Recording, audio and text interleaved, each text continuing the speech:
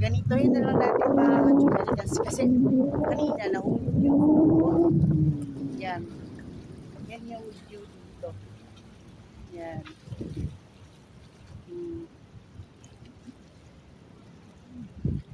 Yan. Maingat tayo dito kasi baka mahulog tayo. Yan.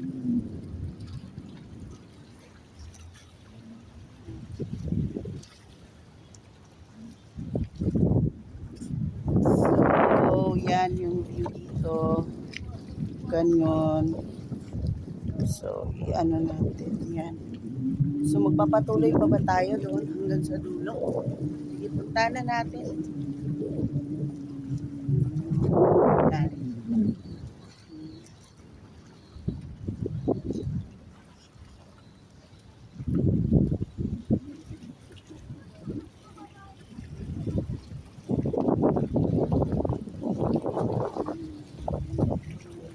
Yan yung view dito mga ka-Jumericans.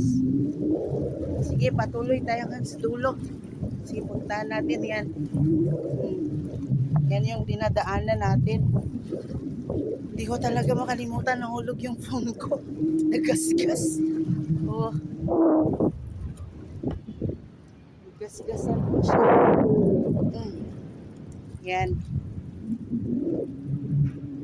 Yan. Lakarin natin yan. Hanggang doon sa dulo. Oh.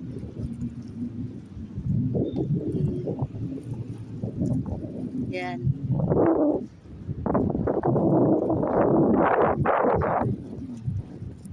Pag sinimula natin, tatapusin natin, di ba?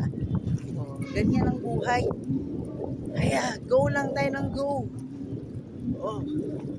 Huwag tayong mawala ng pag-asa sa buhay. Minsan nga kahit isip natin na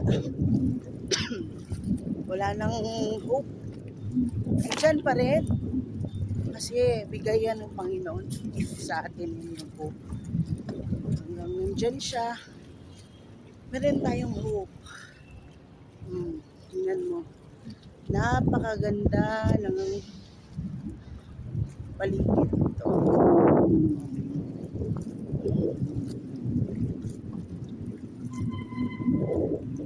Yan. Mga Jumericans. Sige, tapusin natin ang journey. Oh, tapusin natin. Yan. Tapusin natin ang ating paglalakad dito mga ka-Jumericans. Oh, yan.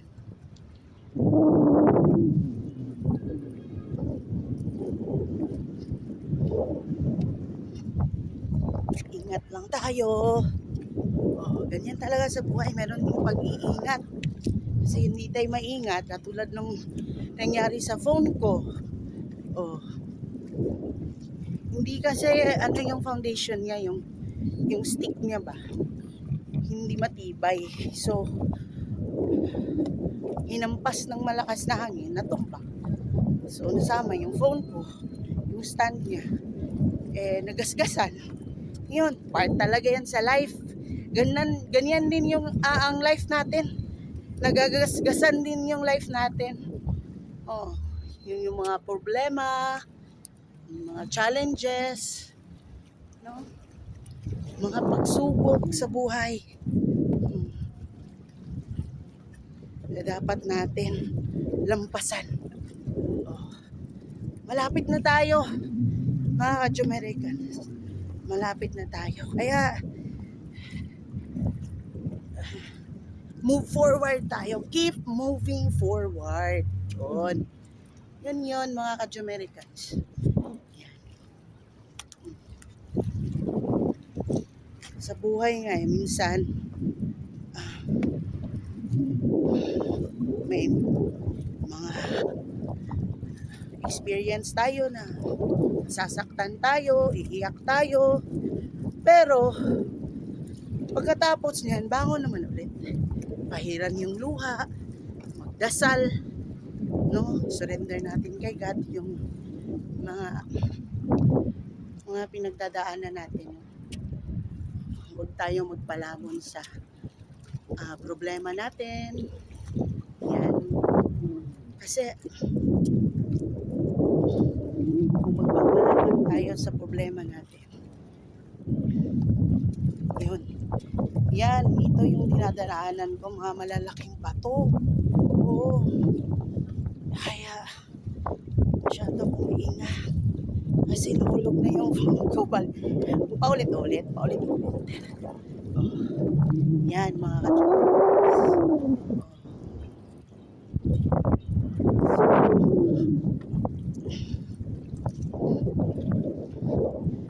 Diyan naman palagi si Kat. Tulungan niya. Tutulungan tayo niya.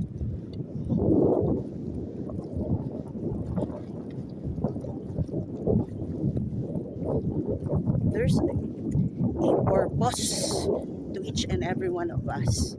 Why we exist in this beautiful world that God created for us to enjoy the beauty of His creation. So, kapit na mga ka-Jumericans.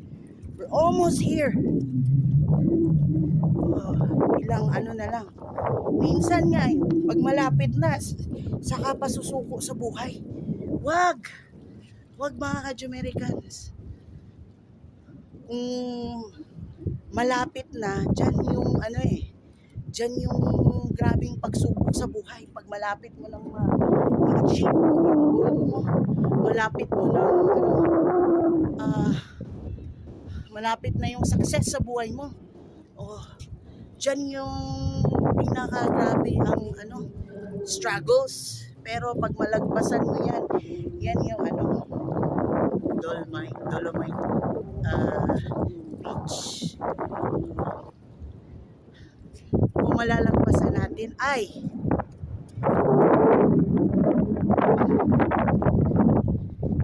success. Andito na tayo. Andito na po tayo, mga ka-Jumericans. Ito na po yung dulo. Congratulations to all of us, mga ka-Jumericans. Abot na po natin yung dulo dito sa may mga yate dito sa Manila Bay, sa Rojas. Okay, mga ka-Jumericans, mag-picture na tayo dito. Okay, yan. Andito na tayo, mga ka-Jumericans. Andito na tayo sa dulo. Yay! Na-achieve natin. Narating natin yung dulo. Wow! Ang ganda. Wow! Very nice, mga ka-Jumericans. Ang ganda-ganda po dito. Okay, mga ka-Jumericans, bye-bye for now. Salamat sa inyong panonood. Enjoy!